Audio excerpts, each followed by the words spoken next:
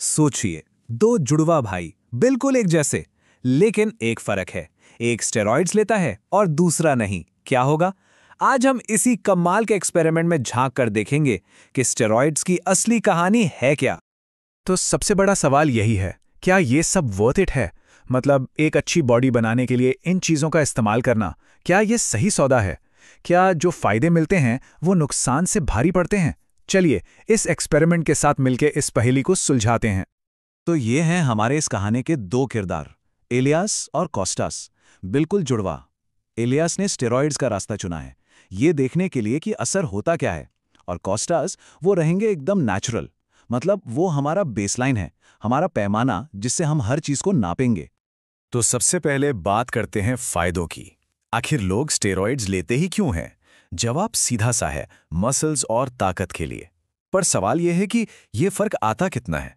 क्या थोड़ा बहुत या कुछ जबरदस्त? और जब नतीजे आए ना, तो वो सच में चौंकाने वाले थे। एक स्पेशल बॉडी स्कैन होता है, डेक्सा स्कैन। उससे पता चला कि इलायस जो स्टेरॉइड्स पर थे, उनके शरीर में अपने नेचुरल भाई कॉस्टास के मुकाबले पूरे 20 किलो ज्यादा लीन मसल मास था। 20 किलो! ये कोई छोटा मोटा फर्क नहीं है, ये बहुत ही बड़ा अंतर है। और बात सिर्फ दिखने की नहीं थी, ये मसल्स ताकत में भी बदल रही थीं। जब बेंच प्रेस की बारी आई तो फर्क साफ दिखा। कॉस्टास जो नेचुरल थे, 120 किलो उठाने में फेल हो गए। वहीं दूसरी तरफ इलियास ने बड़े आराम से 140 किलो उठा लिया। मतलब जमीन आसमान का फर्क। तो स्कोर कार्ड पर एक पॉइंट साफ साफ स्टेरॉइड्स के खाते में जाता है। जबरदस्त मसल, जबरदस्त ताकत। अब समझ में आता है कि लोग क्यों इसके पीछे भागते हैं। पर क्या कहानी बस इतनी ही है, या ये तो सिर्फ आधा सच है? जैसा कहते हैं ना, हर सिक्के के दो पहलू होते हैं। तो अब वक्त है दूसरे पहलू को देखने का। बात करते हैं उस कीमत की जो इन फायदों के लिए चुकानी पड़ती है। देखते हैं कि क्या ये सौदा वाकई फायदे का है। इलियास ने खुद कहा था, अगर स्टेरॉइड से मेरे बाल झड़े तो मैं डिप्रेशन में चला जाऊंगा 100%। ये सिर्फ एक फिजिकल साइड इफेक्ट का डर नहीं था, ये उनके कॉन्फिडेंस पर, उनकी पहचान पर हमले जैसा था। और जब डॉक्टर ने जांच की तो ये डर सच निकला। अब यहां एक मजेदार बात थी।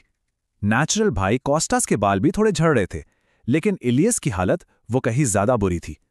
डॉक्टर का कहना बिल्कुल साफ था, स्टीरॉइड्स ने जेनेटिक हेयर लॉस की प्रोसेस को रॉकेट की स्पीड दे दी थी, मतलब कई गुना तेज कर दिया था।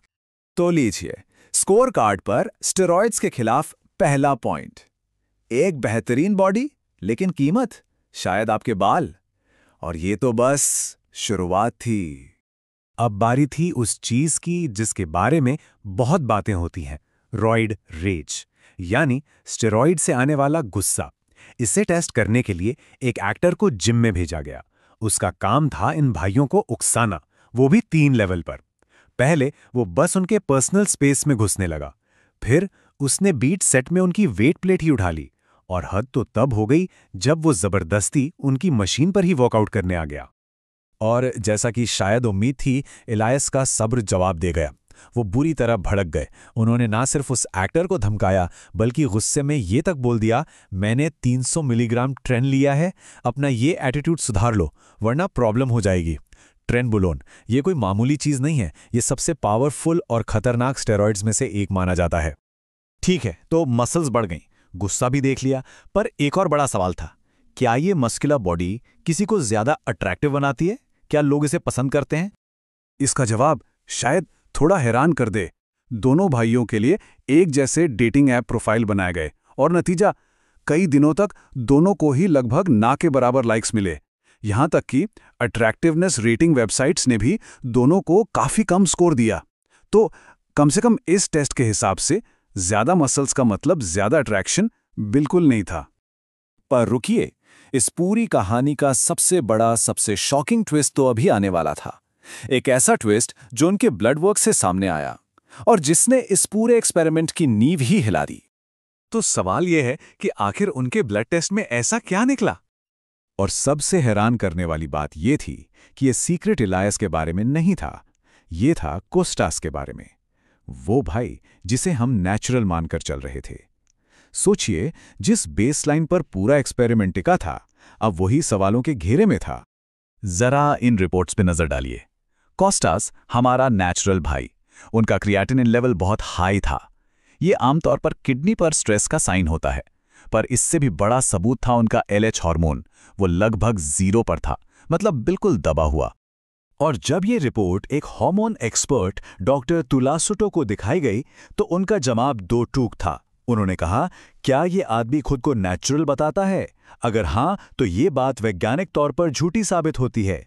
उनके मुताबिक LH हार्मोन का इतना दब जाना ये तभी मुमकिन है जब कोई बाहर से ऐसी दवा ले रहा हो जो शरीर के नेचुरल हार्मोन प्रोडक्शन को बंद कर दे। End of story. तो अगर स्टेरॉइड नहीं, तो फिर क्या? एक चीज हो सकती है जिसे साम्स कहते हैं। आप इन्हें स्टेरॉइड्स का छोटा भाई समझ सकते हैं। ये असर तो वैसा ही देते हैं, पर टेक्निकली स्टेरॉइड्स की कैटेगरी में नहीं आते। तो कोई ये तो कह सकता है कि वो स्टेरॉइड फ्री है, पर वो नेचुरल नहीं कहलाता। और यहीं आकर ये कहानी एक बहुत बड़े सवाल पर खत्म होती है। अगर हमारा नेचुरल कंट्रोल ही नेचुरल नहीं था, तो इस एक्सपेरिमेंट के नतीजों का असली मतलब क्या है? क्या हम वाकई स्टेरॉइड के असर को समझ पाए या पूरी तुलना ही गलत थी? ये एक ऐसा सवाल है जो इस पूरे एक्सपेरिमेंट पर एक बहुत बड़ा क्वेश्चन मार्क लगा देता है।